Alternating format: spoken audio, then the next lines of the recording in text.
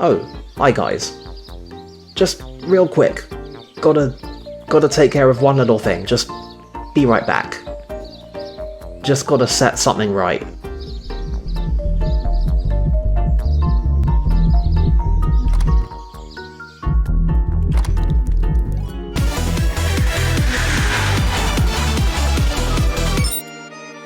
Sorry, Luke. It was necessary.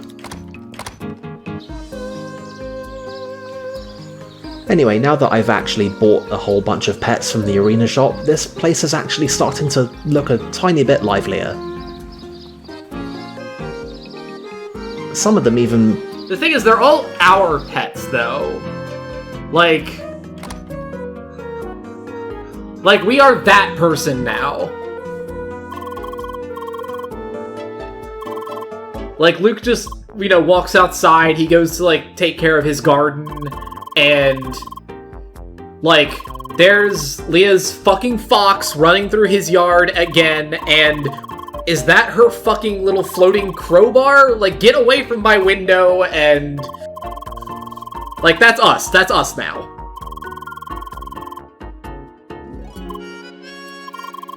Hope we can keep our shit in order.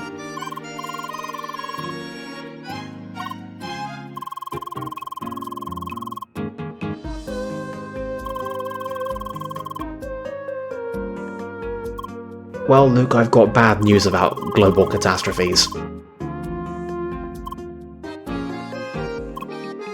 One would imagine this might have gotten a tiny bit less of a issue in, literally the 35th century. With, space travel and stuff. But then again, we know humanity.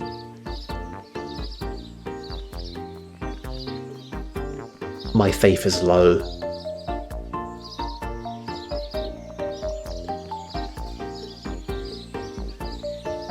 Alright guys, what are you up to?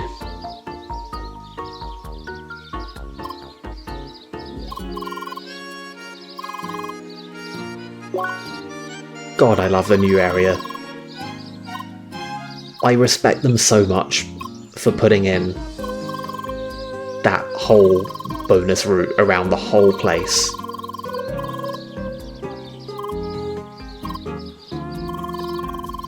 I have no choice but to stan.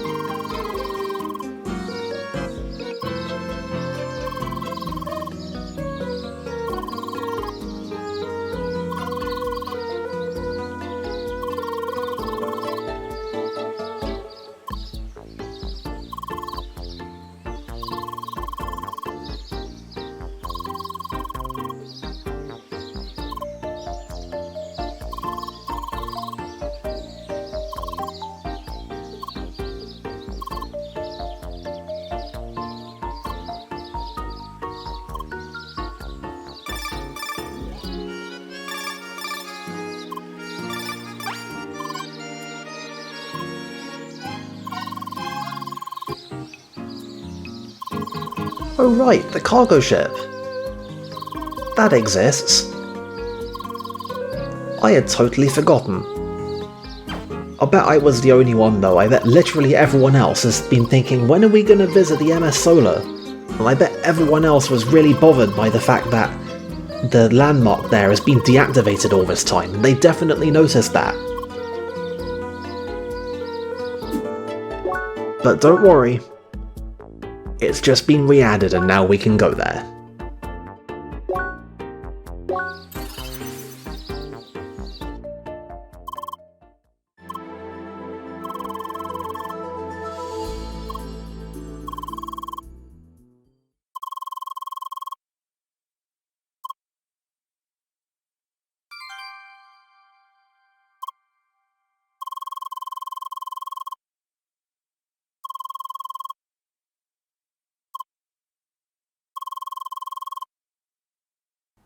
Yeah. Mixed feelings seems a pretty apt descriptor here. But sure, whatever. For better or worse, we now get a custom cut that lets us refight, pretty much everything from Vermilion Wastelands, including the designer and the creator again, if you want.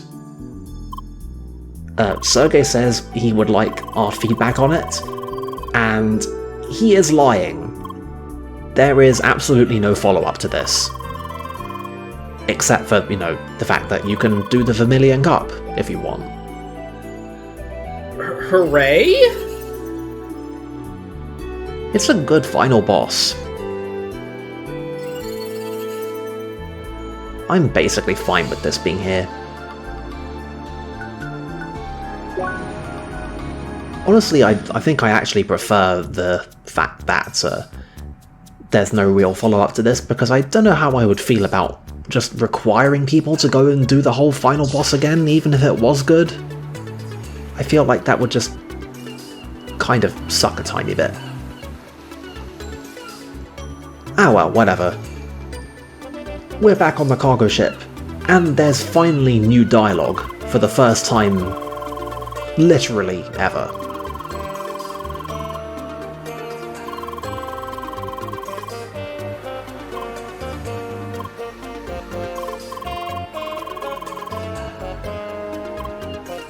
And it takes less than a minute for people to start being cagey with us.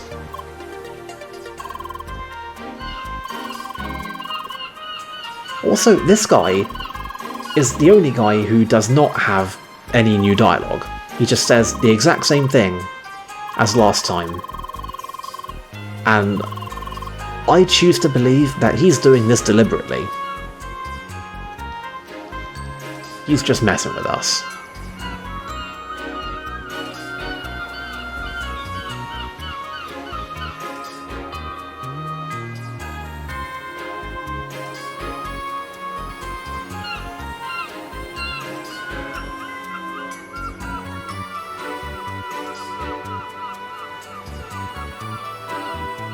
Man just likes to clean.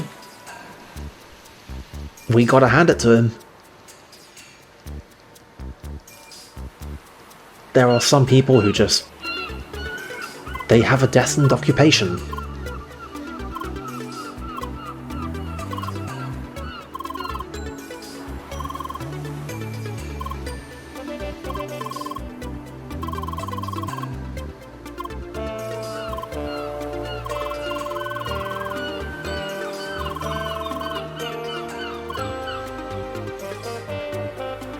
He finally noticed us. Hooray? In his defense, most of the stuff surrounding avatars would require people to be wearing those AR goggles to notice. Even if Leah herself still, actually appears. It's just nobody would see her throwing balls and stuff.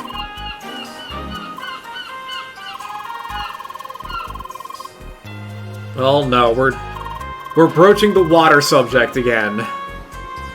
Oh boy. Don't worry, Tronny's not here.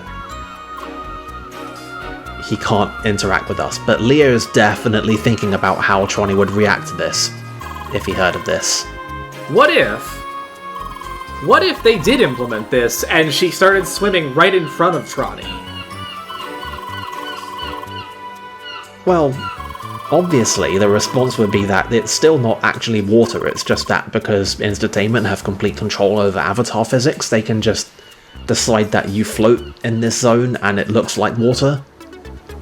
Nobody would be able to prove it still. We're basically just recreating a theological debate here, just with water. But all the same arguments apply, and all the same objections to those arguments apply. We can go full logical positivism on this, and we can say that there is no point in discussing whether or not water is actually real, because there would be nothing that could verifiably change if it was or was not real, or rather falsifiably change if you really want to get technical about this.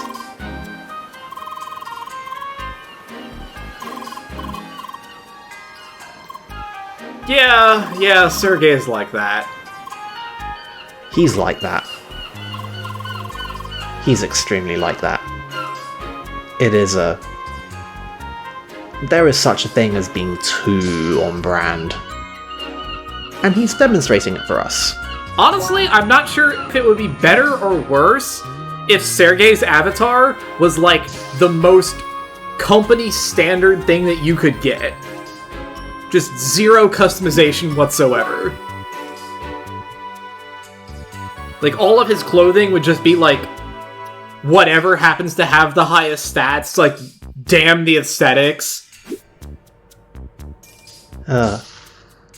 Yeah, there is allegedly a function in Crossworlds for your equipment to appear on your avatar. We never actually see it, although we just see people talking about it like once.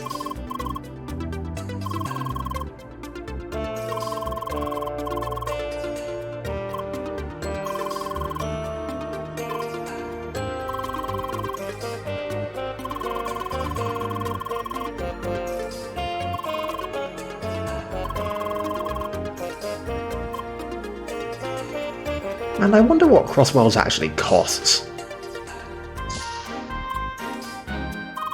It's heavily implicit that this cross-gear thing is proprietary.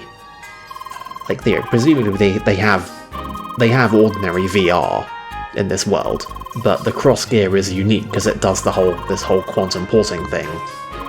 And, you know, the CrossCode. So I gotta wonder how expensive it is. Like, you gotta get the hardware and the subscription. I almost walked into this room and triggered the plot, but not yet.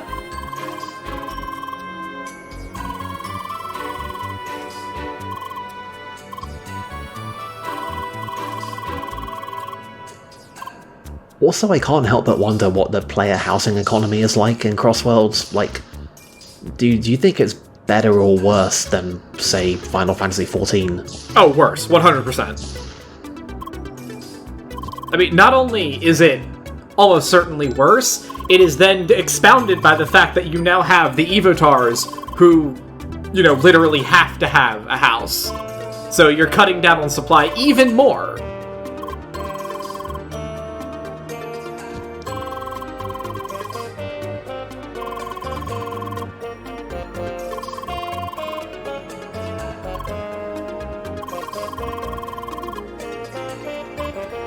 In Instatainment's defense, I don't believe that was expected. Also, what?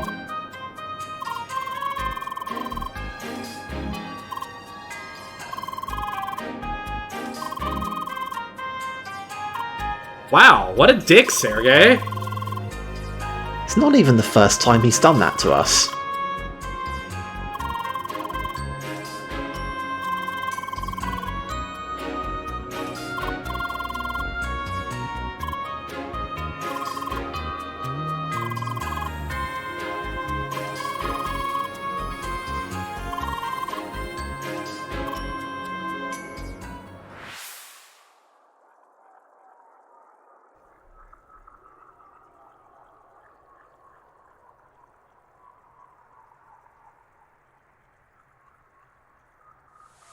Come on, reason through it. Reach the conclusion, Leia.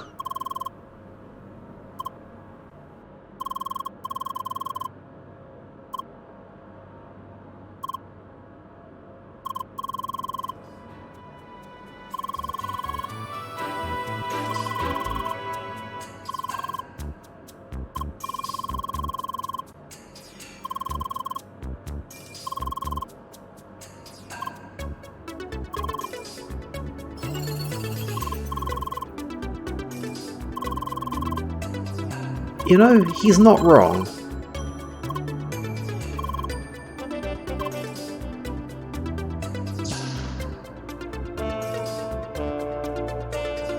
Oh well.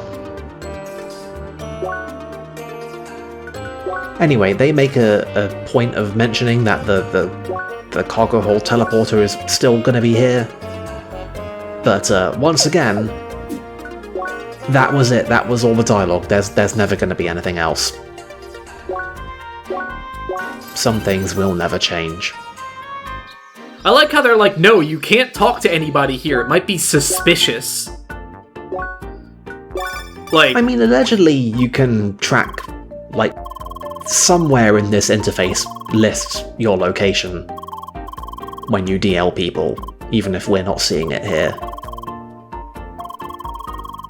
So I guess it would look a tiny bit weird if they were like, hey, you're being DL'd from the MS Solar outside the playground. Like, think about the immersion.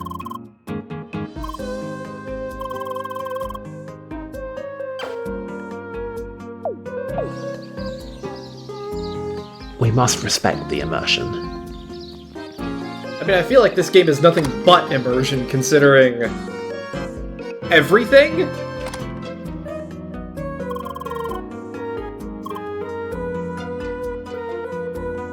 Anyway, you'd think that there would be a... Like, I'm sure I don't have to observe that our current plot thing is worrying about Citron, and I was pretty sure that we could just go and talk to him and move things forward, but actually no, you have to come back here first. And we have to hammer this point home a little bit more.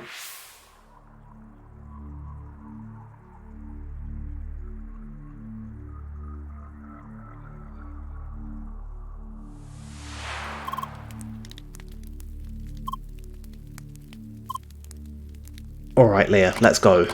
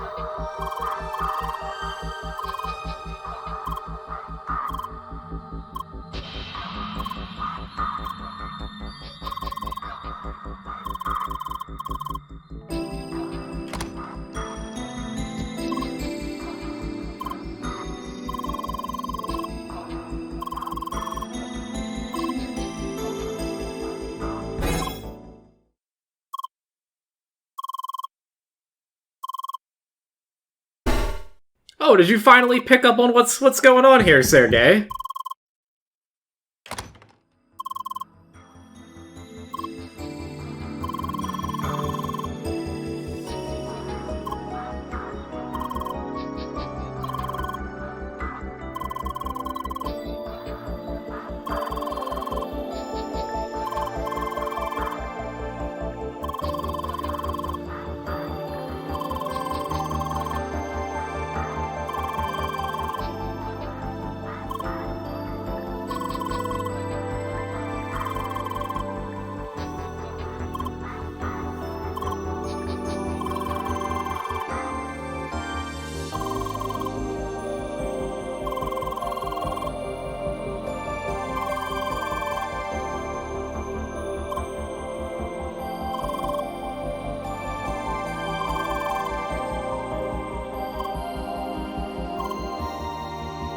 Well, I guess we're going here.